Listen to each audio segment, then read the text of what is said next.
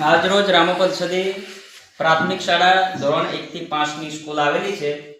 તો અમારી રજિસ્ટર સંખ્યા બાળકોની 53 છે। તો ઉત્તરાયણના રજા પર શિક્ષક ઘરે ગયેલા છે અને ગઈકાલે બી સ્કૂલ ચાલી હતી અને આજે પણ ચાલુ છે। તો છતાં કોઈ ગઈકાલે પણ નતા શિક્ષક આવ્યા, આજે પણ નતા આવ્યા। તો અમારા બાળકો શિક્ષક વગર શાંતિથી બેઠા છે।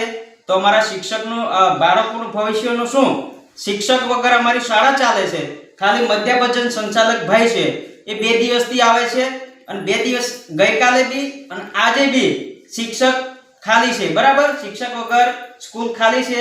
તો અમારા શિક્ષકોનું શેના માટે આવતા નથી અને શું એમને રજા પર ઉતરી જવું પડ્યું છે, એ અમને ખુલાસો જોઈએ।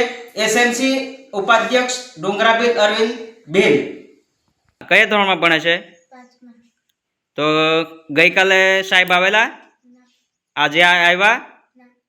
તારે ભણવું છે કે પછી શું કરવાનું છે? રાસુમાં મજૂરી જવાનું છે પોટલા લઈ? ભણવું છે ને? તો સાહેબ આવે છે? આજે નહીં આવ્યો ને? કાલે હો નહીં આવ્યા? ઉત્તરાયણના રજા પર ગયેલા પછી 2 દિવસ ચાલુ સ્કૂલમાં આવ્યા નહીં। નસવાડી તાલુકો છોટાઉદેપુર જિલ્લો રામાપર સદીની અંદર આશરે 1400 થી 1500 માણસોની વસ્તી છે। એની અંદર 53 બાળકો જે અમારી સરકારી સ્કૂલ છે પ્રાથમિક શાળાની અંદર 53 બાળકો રજીસ્ટર છે। એની અંદર આજે શિક્ષક 2 દિવસથી ઉત્તરાયણની રજા પર ગયેલા, તે હજુ સુધી આવ્યા નહીં કહેવાય। અને અમારા જે બાળકો જે 53 છે એ નાના નાના ભૂલકાઓ જે ભણવા આવે છે, પણ એને કોના સહારે એ ભણે છે। અને આજથી 5 કે 10 દિવસ અગાઉ આ છોકરાને વાગી ગયેલું, એને 4 ટાંકા આવ્યા હતા કહેવાય।